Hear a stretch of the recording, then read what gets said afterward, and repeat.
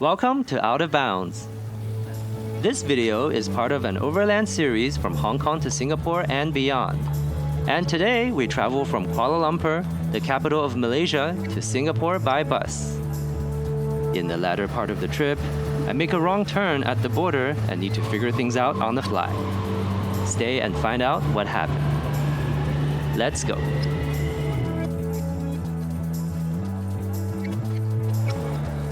Malaysia and Singapore share deep historical and cultural connections going back centuries. Naturally, there's a lot of people movements between the two countries, with the Kuala Lumpur-Singapore route being one of the busiest cross-border air corridors in the world. Despite this, there is currently no direct rail service between Kuala Lumpur and Singapore, and the Malaysian KTM trains are quite slow south of Gemas, where tracks are undergoing electrification upgrades. Much of the ground passenger traffic instead goes via buses. At Kuala Lumpur's southern bus terminal, or Terminal Bersepadu Selatan, dozens of ticket counters line the main hall, with many offering service to Singapore or the border city Johor Bahru on Malaysia side. I got a ticket to Johor Bahru in advance. Though given the large number of departures, you could probably get tickets on the day of travel at all but the busiest of times. My ticket from KL to JB cost 29.5 Malaysian ringgit. I arrived at the terminal at 8:15 for the bus departing at 8:30. It's perfectly reasonable to get here a little earlier too, as there are many convenient restaurants and shops.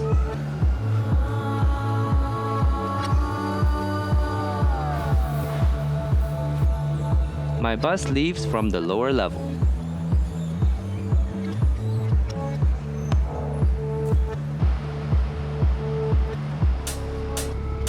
The interior is slightly dated, but pretty comfortable. Leg space is quite okay too, and it's even got footrest.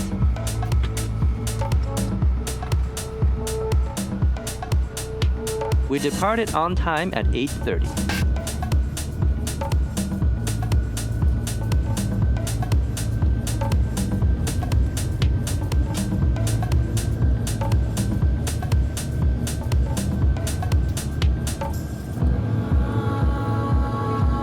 In about 20 minutes, we started to enter suburban areas. Whenever I come to this part of the world, I'm always impressed by how lush and green everything is year-round. A bit more than 2 hours after departure, we make a pit stop at a rest area near the town of Yong Peng.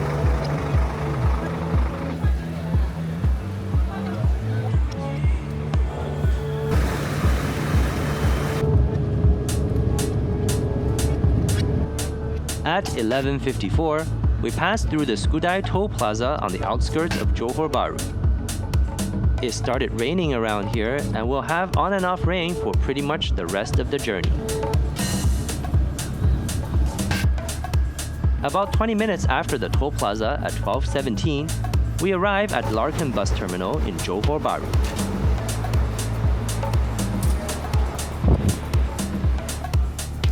Inside the bus terminal, there are many shops and restaurants.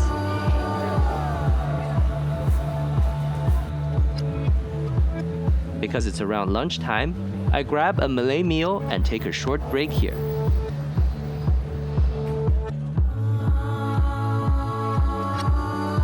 Larkin Bus Terminal is still about 5 kilometers north of the border. To get there, we take the T13 local bus. The bus fare was 1.6 Malaysian ringgit. I thought the bus fare would be payable by credit card, but it did not work for me, so I paid in cash instead. We departed Larkin Bus Terminal at 13:03 and arrived at JB Central on the border at 13:30.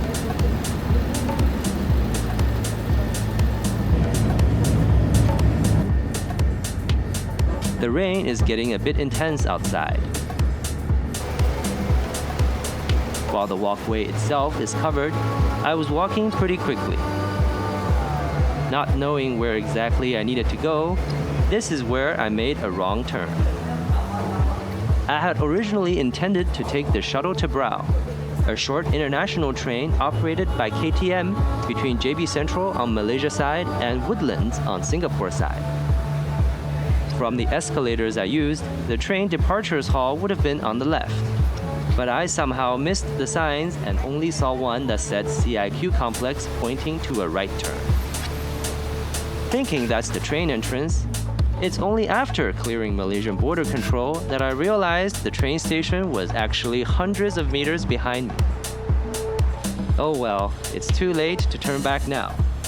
We'll go on and get to Singapore some way, somehow. Luckily, there are many cross-border buses right under the border control area.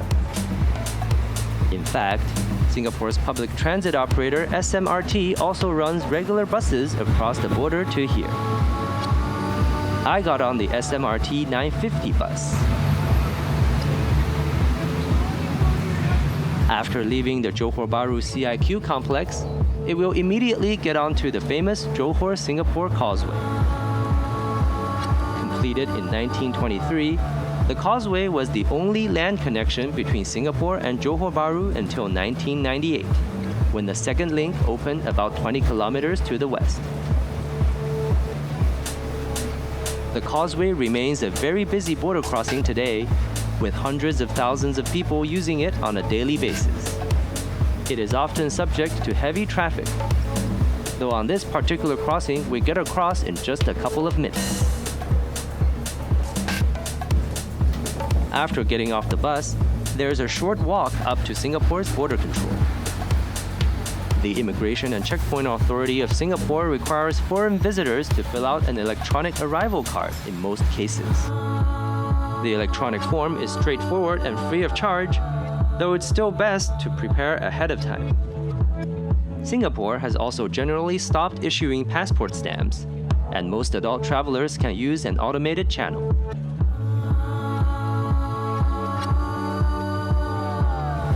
After clearing the Singapore border, I hopped back on a 950 bus for the short onward ride to Woodlands Station.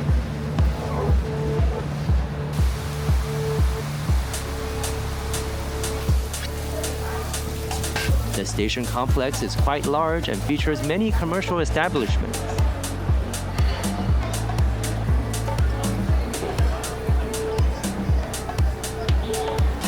Some of the exits here are marked with local fruits such as mangosteen and durian, which I thought was a fun detail.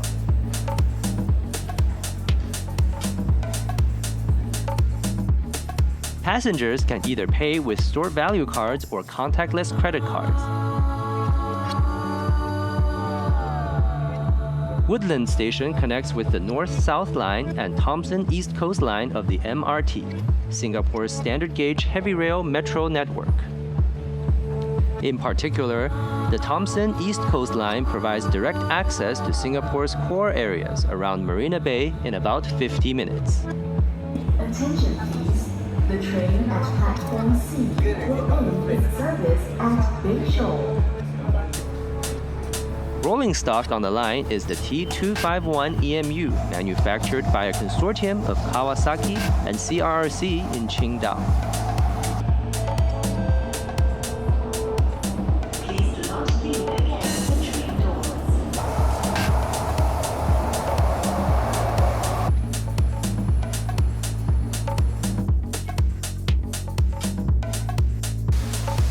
If you enjoyed the video, don't forget to like and subscribe for more travel and border crossing content.